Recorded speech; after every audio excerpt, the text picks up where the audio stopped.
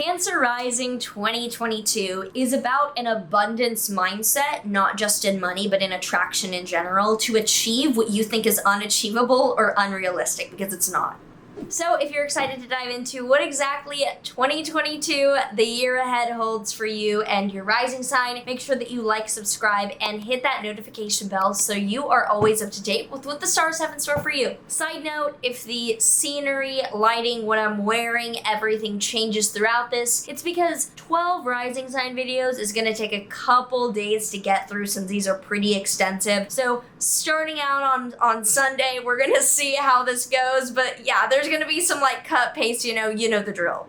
And if we have not met yet, I am Maren. I am an astrologer that uses traditional Hellenistic Greek techniques, also the tropical zodiac and whole sign houses in order to do the kind of astrology I do. So the way that this is going to go, that it's been divided up, is major periods for your sign, the eras of 2022, then going through the major important dates for what to hit at the end, so you can be like, this is in my calendar, this is in my schedule, etc. Macro, then micro. Let's get into it. We start out the year in the intense you better work bitch period, which is January into March, and for you it's around networking. So January 18th, Uranus stations direct in your 11th house, going after vast changes in your networking career. That same day, January 18th, the North Node enters your 11th house of networking, fast forwarding, ambition, getting what you want with people, places, and things to let you rise up. And the South Node enters your 5th house, less focus on romance, creativity, and children as a priority. January 29th, Venus stations direct in your Capricorn 7th house, moving forward with the changes that vastly took place throughout this winter in your committed relationships that now you can really attract and go after what you now know that you want and you need in a partnership. Jupiter will have newly re-entered your Pisces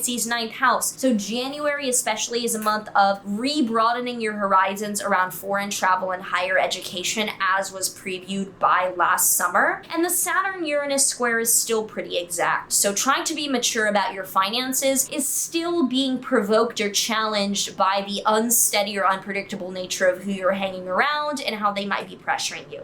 The crazy time for the year is Pisces into Taurus season, so March into May. And for you, this is actually around dreams and intuition and spirituality. So there's a lot going on in your Pisces 9th house of higher spiritual practices, philosophy, foreign travel, higher education, these really serious goals. There's a new moon conjunct Jupiter March 2nd, which is a wonderful time to manifest in this area of your life. And Jupiter conjunct Neptune there on April 12th is a day of dreams, delusion, and things being too good to be true. So harness the shit out of that day if you really need something once in a lifetime to happen in that area of your life. April 29th, Pluto will station retrograde in your 7th house. So you'll be rethinking the intense transformations of your committed relationships from then on. And on April 30th, there's a partial solar eclipse in your 11th house. A radical new beginning around attracting the people, places, things, and contexts that are dreamlike for you and will help you be where you want to be in the future. Kind of the support system, you're attracting that in. On May 10th, Jupiter enters your Aries 10th house. Planet of growth and optimism enters your 10th house of career. Girl, secure, boys, whoever you are, secure the fucking bag. This is about ambition and going after these unrealistic yet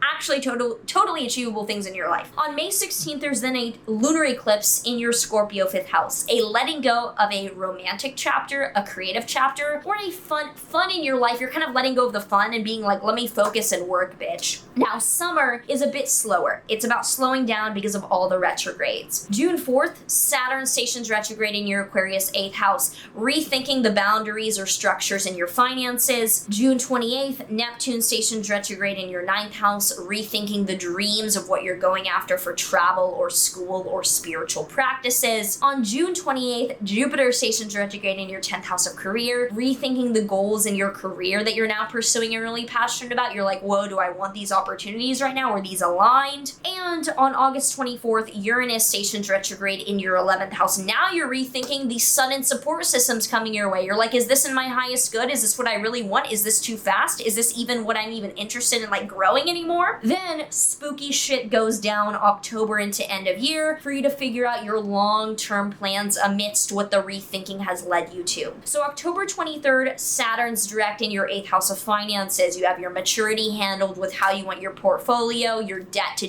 whatever your ratio of like financial complication is. You're getting that figured out. October 25th, there's a solar eclipse in your 5th house, a new beginning around creativity and children in your life. October 28th, Jupiter enters your 9th house again, back to expanding your horizons for travel, school, spirituality, re-entering that really lofty goal space that you now know that you can go after. On October 30th, however, Mars will station retrograde in your 12th house. This is rethinking the way that you act upon settling your mental health, whether it is rethinking coping mechanisms, rethinking your meditation, your yoga practice, you're rethinking how you calm the mind and how you go about feeling okay. On November 6th, there's a lunar eclipse, a letting go and ending of major scale in your 11th house of networking. This is the finale of like letting go of this group because this isn't my highest good. This is the focus, but you're letting go of the foam on top that's like just superfluous. And on November 23rd, Jupiter is then direct in your 9th house. You're finally like, okay, these are the actual plans that I'm doing to travel extensively or go after the educational, or like almost like you could be writing a book even, or like a memoir. Like that's the kind of energy that you're going after expanding here. On December 3rd, Neptune is direct in the same area, so the dreamy aspect, this is too good to be true, wait, no, it's not, I got this, kind of comes back online. And we end the year with Jupiter entering your 10th house of career. Finally, you know the professional world that you need to enter after all of this is settled. As far as the Mercury retrogrades for the year, January 14th to February 3rd, it's in your 8th house of finances and 7th house of committed relationships. May 10th to June 2nd, it's in your 12th house of mental health and your 11th house of networking. September 9th to October 3rd, it's in your 4th house of home and family and your 3rd house of communication and travel. And December 29th into January 18th, 2023, it's in your 7th house of committed relationships. So interestingly enough, the Venus retrograde that starts the year until January 29th, 2023, 2022 is in your 7th house of committed relationships as well. So you start 2022 and end 2022 thinking about committed relationships and what you really need to change because of the higher like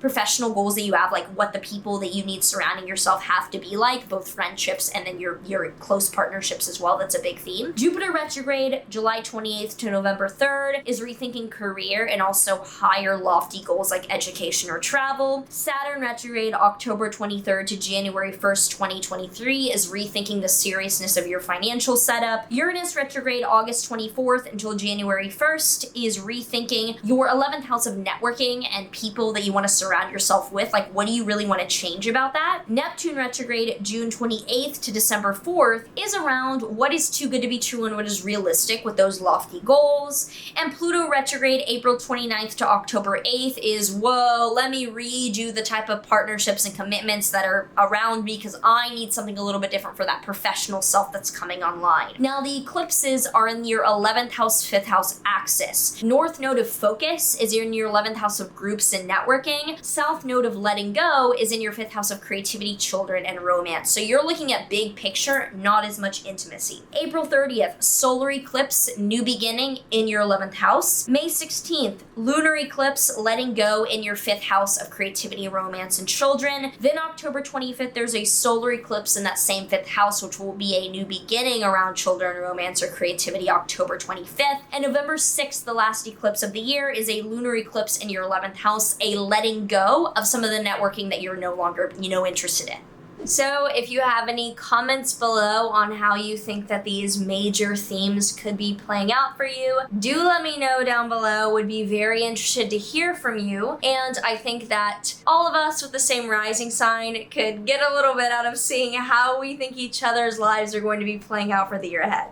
The tarot card for Cancer risings this year is the Ace of Stocks, or Stonks, which is actually in this deck the Ace of Cups. Cups is emotional fulfillment. Ace is literally the primordial energy. Where do you get your emotional fulfillment from? Where are you filling up your own cup, and how can you do that better? What is the type of support system that you need to level up? So as always, if you did enjoy this, would appreciate a like, a subscribe, a notification bell, a comment. It all helps. I appreciate it. I look at the comments. I look at who's showing up. I really love it. I hope that you like these videos. Otherwise, take care, and I would say I'll see you next year, but like I'll be making a fucking video tomorrow, I bet. So I'll see you in the next one.